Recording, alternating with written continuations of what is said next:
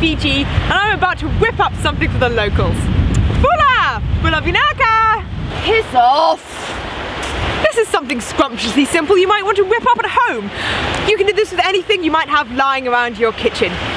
Monkfish head, foie gras, and I always seem to have one of these lying around. 1994 Ford Focus. I'm going to roughly chop these tomatoes now. I love tomatoes. They remind me of my breasts. Now that's finished, it's time to seal the flavour into the meat. Don't touch that steak!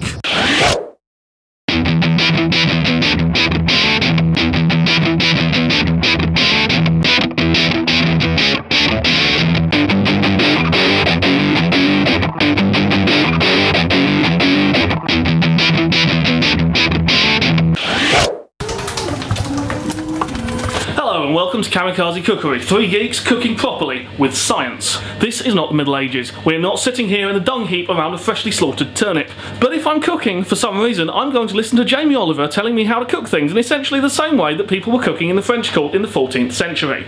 Well, that's just crap. Cooking is chemistry, it's science. Anyone can learn to cook, you do not need to just whack a bit of it in. I'm Hugh Hancock, this is Alex Nutgens, this is Paul Hamilton, and today we're going to teach you how to cook the perfect steak using science. This is a cow. For the perfect steak, we need the perfect cut of beef, and beef comes from cows. We have brisket, which is this bit here, this bit just here. It's okay, we're not going to eat you just yet. Flank steak, which is along the side here. You get that in the more cheaper cuts like frying steak. Here we have sirloin, which is this bit here just above the loin. Rump steak, top side and silver side. If we were to cut Bunty open along the middle here, fillet steak is just on the inside, just down in here. Now fillet is an unused muscle as it's inside the skeleton, which means that it's got a much more tender texture than a lot of the other cuts of meat. Okay, so one of the things that we have access to in the modern world is thermometers, which are great for, you know, sticking up people's asses to tell when they're ill. They're also quite good for cooking, and that's an image you probably didn't want. Okay. You see, the deal with meat is that when you're cooking meat, you're walking a tightrope. There's 3 different elements to meat. There's the fat, there's the muscle fibres, and there is the connective tissue, the collagen. When we cook steak, what we're trying to do is have the muscle start to degrade, the muscle fibres shorten so that they split into amino acids and shorter protein chains which taste really nice, and at the same time they release some fluid which makes the meat more chewable. To do that, we need to get the meat to 55 degrees centigrade, but no higher. So what's wrong with getting a pan, making it hot and putting a steak in it? Well, the problem is that when you get in a pan is going to be between 150 to 250 degrees centigrade. That forms a temperature gradient, with the inside of the steak being the cool bit and the outside of the steak being, as we technically call it, the hot bit. Meaning the outside of the steak can be 150, 160 degrees, meaning it utterly ruined, while the inside of the steak is still getting to 55 degrees if you get it wrong. Okay, so what we're going to do is we're going to cook this steak using a technique called sous vide, which basically means we're going to seal it inside a plastic bag and then dump it in a hot water bath. So basically sous vide is boiling the bag? No, it's not quite boiling the bag. Right. In that we're not quite boiling.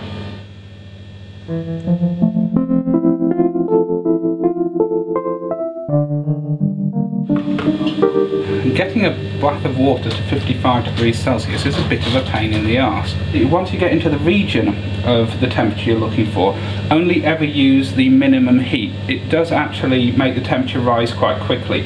Also, when you're actually getting close, say for this one I was at 53 degrees Celsius, you might want to turn the heat off and see if it's going to normalise to 55 degrees. It's 56 now, no heat's on, so what I like to do at this point is stare into space for 5 minutes, approximately like this.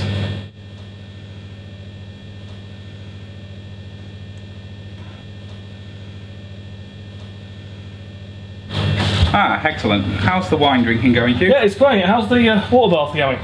It's great fun, you know.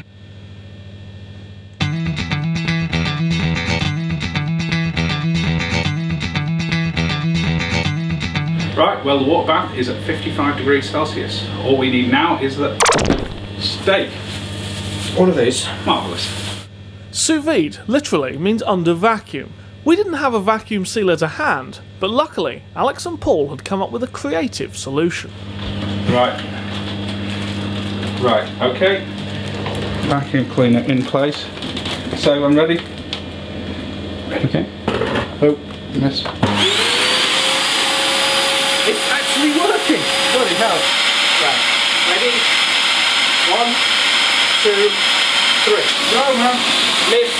Oh, Fuck, bollocks, stick. Turn off the damn thing. We're going to do that again. Right. Let's try it again. Just use the very corner of that. Right.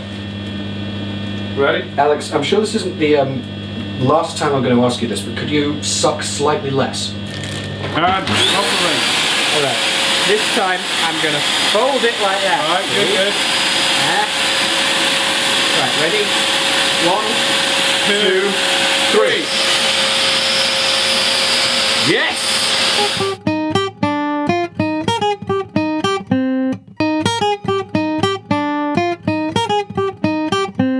While the meat cooked, Paul and Alex decided to see how our recipe compares with molecular gastronomy pioneer Heston Blumenthal's perfect steak.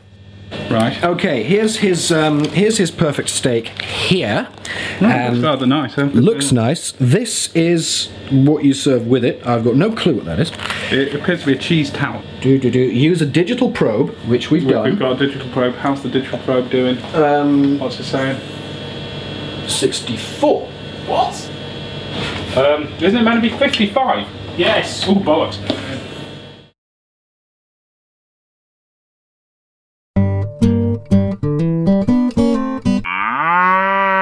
Cooking steak is not incredibly temperature sensitive. You can get away with a couple of degrees plus or minus. In our case we had more like 8 degrees plus or minus, so it may have all gone horribly wrong. In any case, the surface of this is probably still teeming with lots of entertaining bacteria. The muscle of the steak won't have contained any bacteria while it was alive, but after death it's very easy for something horrible to colonise its surface. 55 degrees is right on the borderline between killing bacteria stone dead and just giving them a nice away day on the beach. So we want to blast it with a lot more heat to make sure that we've committed bacterial genocide. At the same time though, we don't want to heat the interior of the meat any hotter than it already is, because right now it's perfectly cooked. To just heat the exterior, we use one of these. Now notice here, I'm not using a kitchen blowtorch. This is a plumber's blowtorch, complete with gigantic flame. Searing the meat not only kills bacteria, but it also stimulates the Maillard reactions, which are responsible for the fantastic meaty browned flavours. We'll be talking more about Maillard reactions in an upcoming episode. Now you're going to get a little bit of spitting here, so if you don't wear glasses I do recommend safety goggles. Indeed, if you do wear glasses I still recommend safety goggles, I've just forgotten them. And we're done. And there we go. Right, now what we need is a steak knife. Okay, that's handy. It's really handy. That looks fucking marvellous.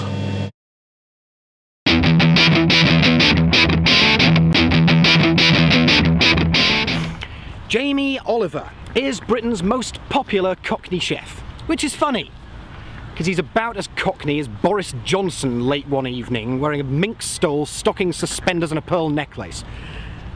Ew.